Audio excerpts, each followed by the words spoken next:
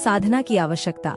हम ऐसे युग में प्रवेश कर चुके हैं जहां भौतिक संसाधनों की भरमार है, लेकिन आंतरिक शांति और संतुलन की भारी कमी है।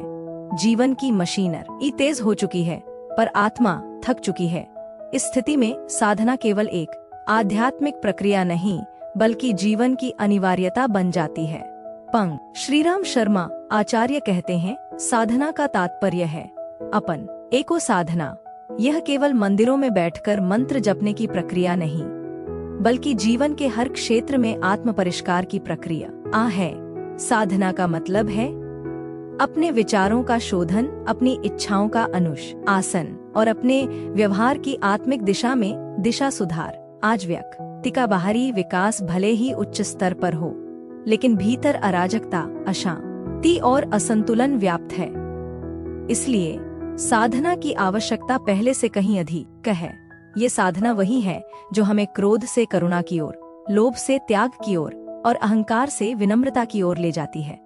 आचार्य लिखत हैं, मनुष्य यदि अपनी आत्मा को साध ले तो वह साधारण नहीं रहता, वह तपस्वी, वह ऋषि बन जाता है।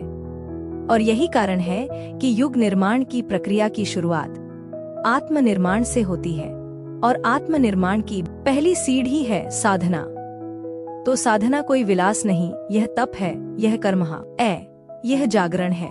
आज आवश्यकता है कि हम पूजा के स्थान पर आत्मनिरीक्षण की दीप शिखा जलाएं। आइए जीवन को जप, ध्यान और मौन से नहीं, सेवा, संयम और स्वाध्याय से तपाएं। क्योंकि साधना है जीवन का आत्मयज्ञ, साधना का अर्थ और भ्रम।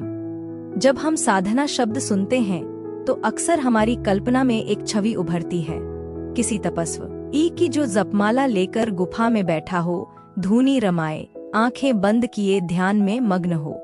लेकिन पंत श्रीराम शर्मा आचार्य इस भ्रम को स्पष्ट रूप से तोड़ते हैं। वे कहते हैं, साधना केवल कुछ विशेष क्रियाओं का अभ्यास नहीं है, यह एक संपूर्ण जीवन दर्शन है।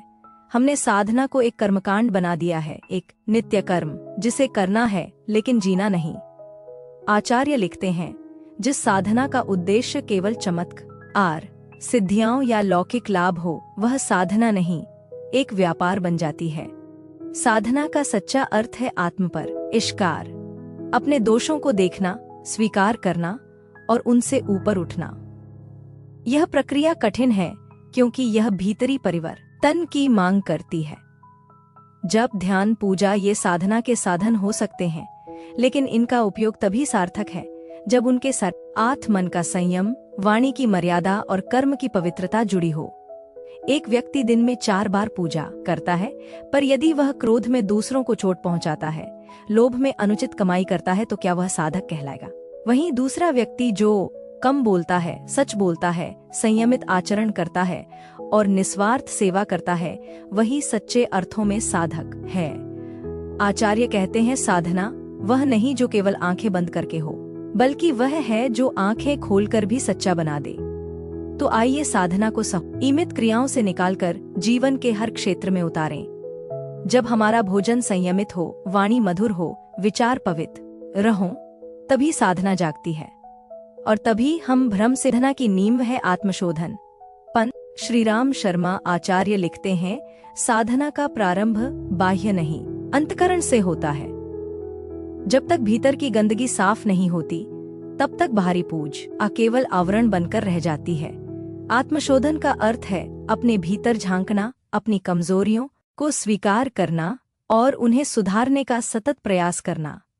क्रोध, ईर्ष्या, लोभ, मोह, आलस्य, अहंकार ये शत्रु बाहर नहीं, भीतर होते हैं, और जब तक ये जीवित हैं, साधना केवल आडंबर बन जाती है। आचार्य कहते हैं, अपने दोषों को देखना, उन्हें स्वीकारना और आत्मबल से उनका उन्मूलन करना, यही है आत्मशोधन। आत्मशोधन से साधक में विनम्रता आती है। वह आलोचना में शिक्षा खोजता है, अपने दोषों का और ढकने की बजाय उन्हें सुधारता है। मान लीजिए एक व्यक्ति रोज ध्यान करता है, लेकिन बात बात में चिढ़ता है, दूसरों को अपमानित करता है, तो उसका ध्यान केवल एक आंखें बंद अभ्यास है, न कि आत्मिक विकास। वहीं कोई व्यक्ति रोज आत्मनिरीक्षण करता है, दिन भर में की गई गलतियों को लिखता है और खुद को बदलने का प्रयास करता है, वह साधक है, भले ही उसके पास कोई आला न हो। इसलिए साधना की पहली सीढ़ी है भीतर की सफाई। जब मन निर्मल होता है तब मंत्र फलता है। जब हृदय शांत होता है तब ईश्वर प्रकट होता है। सच्चा साधक वही है जो हर दिन स्वयं से कहता है, चलो आज खुद को थोड़ा और शुद्ध करें। चलो आज खुद। संयम और अनुशासन साधना की रीढ़। आपने कभी नदी को देखा है? जब तक वह सीमाओं में बहती है वह जीवन देती है, लेकिन जब बंधन तोड़ती है वह विनाश कर देती है। यही है संयम का अर्थ और यही है अनुशासन का महत्व। श्रीराम शर्मा आचार्य कहते हैं, संयम ही साधना की रीढ़ है। अनुशासनहीन साधक कभी भी ऊंचाई तक नहीं पहुंच सकता। संयम 3 स्तरों पर आवश्यक है। शरीर पर यानी आहार, निद्रा, इंद्रिय संयम। वाणी पर कैसे, कब और क्या बोलना है। मन पर विचारों की दिशा, भावना की शुद्धता। अनुशासन का अर्थ है अपनी दिनचर्या को, अपने व्यवहार को और अपनी प्रतिक्रियाओं को एक श्रेष्ठ उद्देश्य के अधीन करना, चाहे कोई कितना भी ज्ञानी क्यों न हो। यदि जीवन में अनुशासन नहीं है तो साधना बिखर जाती है। जैसे एक योगी जो ब्रह्म मुहूर्त में उठता है, समय पर ध्यान करता है, भोजन भी संयमित लेता है, वह अपने जीवन को साधना में बदल रहा है। और दूसरी ओर वो घंटों ध्यान करने का दावा करता है लेकिन नींद, भोजन, वाणी या भावनाओं पर कोई नियंत्रण नहीं रखता, वह केवल मन बहला रहा है। आचार्य लिखते हैं, साधना की सिद्धि तभी मिलती है जब साधक स्वयं पर शासन करना सीखता है। यह शासन बाहर का नहीं भीतर का होता है। आज के युग में जहां विकर्षण हर ओर हैं, संयम और अनुशासन ही साधक की ढाल है। यही उसे संसार की खींच आतानी से बचाते हैं और उसे साधना के मार्ग पर अडिग बनाए रखते हैं। साधक को प्रतिदिन पूछना चाहिए, क्या मेरी दिनचर्या साधक जैसी है? क्या मेरी वाणी में संयम है? क्या मेरा मन अनुशासित है? संयम के बिना साधना केवल कल्पना है, अनुशासन के बिना साधना केवल अभिनय। सेवा और साधना का संबंध। जब हम साधना शब्द सुनते हैं तो सबसे पहले ध्यान आता है, ध्यान, मंत्र, मौन। लेकिन क्या ये सब साधना की पूर्णता है? क्या साधना का उद्देश्य केवल स्वयं का कल्याण है? श्रीराम शर्मा आचार्य कहते हैं, नहीं, साधना की पराकाष्ठा है सेवा। आचार्य लिखते हैं, जब साधक का अंतःकरण परिष्कृत हो जाता है तो वह स्वाभाविक रूप से दूसरों के कल्याण के लिए प्रवृत्त होता है। वही अवस्था साधना की सिद्ध अवस्था मानी जाती है। सेवा वह अग्नि है जिसमें साधक का अहंकार जलता है। जब वह अपने आराम, सुविधा और सम्मान को त्याग कर किसी अज्ञात व्यक्ति के दुख में सहभागी बनता है, तभी साधना सजीव होती है। सेवा का अर्थ सिर्फ दान देना नहीं, बल्कि हृदय से जुड़कर करुण के साथ किसी का भार उठाना है। बिना सेवा के साधना एक स्वार्थी तब बन जाती है और ऐसे में वह आध्यात्मिक नहीं, मानसिक कसरत बनकर रह जाती है। सोचिए, एक व्यक्ति रोज पूजा करता है, ध्यान करता है, मंत्र जपता है, लेकिन अगर उसके पड़ोस में कोई भूखा है और वो अनदेखा कर देता है तो क्या उसकी साधना सफल मानी जाएगी? दूसरी ओर कोई व्यक्ति दिन भर मेहनत करता है लेकिन समय निकालकर किसी बीमार की सेवा करता है, किसी बालक को शिक्षित करता है, तो उसकी हर क्रिया अपने आप साधना बन जाती है। आचार्य कहते हैं, जिस सेवा में आत्मा का समर्पण है वह यज्ञ है, वह ही साधना।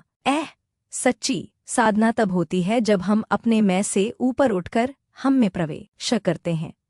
जब हाथ जोड़कर हम मंत्र बोलते हैं वह पूजा है, लेकिन जब उन्हीं हाथों से हम किसी भूखे को रोटी देते हैं वह साधना है। साधक वही है जो हर दिन पूछे, मैंने आज किसकी सेवा की? क्योंकि सेवा से ही साधना पूर्ण होती है और साधना से ही जीवन दिव्य। गुरु का मार्गदर्शन। साधना की दिशा, साधना की यात्रा भीतर की होती है, लेकिन इस यात्रा में अगर दिशा न हो तो साधक रास्ता भटक सकता है। और यही कारण है कि हर साधक को चाहिए एक सच्चा गुरु। गुरु केवल शारीरिक उपस्थिति नहीं है, वह एक चेतना है जो अंधकार में प्रकाश बनकर मार्ग दिखाती है। श्रीराम शर्मा आचार्य लिखते हैं, गुरु का काम केवल मंत्र देना नहीं, बल्कि जीवन को साधना की ओर मत ओढ़ना होता है। सच्चा गुरु वह नहीं जो चमत्कार दिखाए, बल्कि जो आपके भीतर छिपे दिव्य बीज को पहचानकर उसे प्रस्फुटित करने में आपकी सहायता करे। गुरु आपको अपने ऊपर निर्भर नहीं बनाता, वह आपको आत्मनिर्भर बनाता है। वह मैं जानता हूँ नहीं कहता, बल्कि कहता है तुम खुद जानो। आचार्य कहते हैं गुरु की पहचान उसके संयम, सेवा और साधना से होती है, न कि उसके वेश, भीड़ या प्रचार से। साधक को चाहिए कि वह गुरु को खोजे, लेकिन आंखों से नहीं, आत्मा से। अगर आपके जीवन में कोई है जो आपको भीतर से बदल रहा है, जो आपकी चेतना को जगा रहा है, तो समझिए वही है आपका गुरु। और जब गुरु मिल जाए तो शंका न करें, समर्पण करें, क्योंकि साधना का पथ ले चलना कठिन है, लेकिन गुरु के साथ वही पथ प्रकाशमय हो जाता है। साधना की दिनचर्या। जीवन को तप में बदलना साधना कोई विशेष अवसर नहीं, यह एक जीवन पद्धति है।